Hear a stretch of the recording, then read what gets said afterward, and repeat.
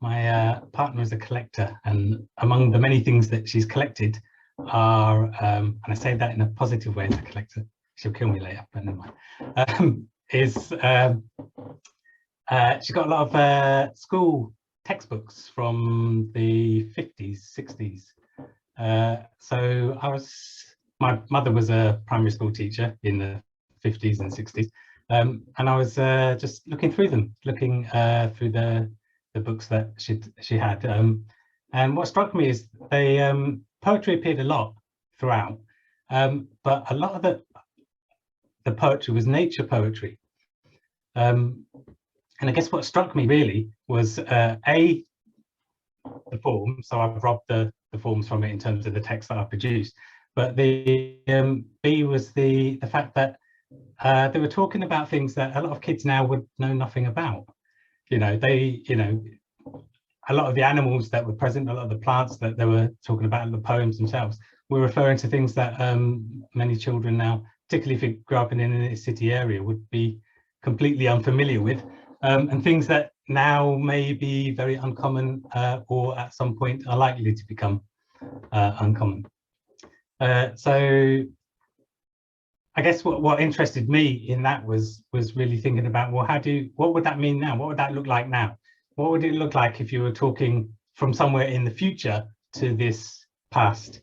And also, how do you communicate an experience that someone's never had? How do you communicate to children, for example, what the beauty and the sensuousness and the wonder and the puzzle, the uncertainty that nature is, if they only see it, on YouTube or on TV programs, and they don't really have that first-hand information for themselves. So I guess what I kind of am interested in and trying to do with these is just see, well, what happens when you take a form, which I already had from the textbooks, and then I project into it both the present that we have now and a potential future or potential futures, and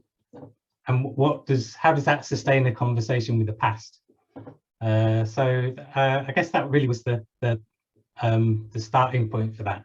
And I guess in terms of the environmental things with that, nature poetry is always interesting because it's a record of what seems important at that point in time to people as they encounter the world around them. So obviously that world is now under threat in many ways. So I guess the question is, how can you use a text or a poem to make people more aware of that without kind of like lecturing them about it or hectoring them, and which will turn a lot of people off, and instead posing it as something that they can kind of imaginatively engage with. And really, in the textbooks, they're asking the children to engage in not just close reading of the text, but imaginative engagement with the text. So I'm just basically robbing something that somebody did however long ago it is now, 60 years ago, and just repurposing it for myself in that regard. But the other thing I'd just like to say to it is that I was trying to think what would be a good way of describing what that means or what that's like. And the best line I've found for that is actually one of Barsa's lines from Yellow Beak, which is, "How far can you fly, bound to your own shadow?"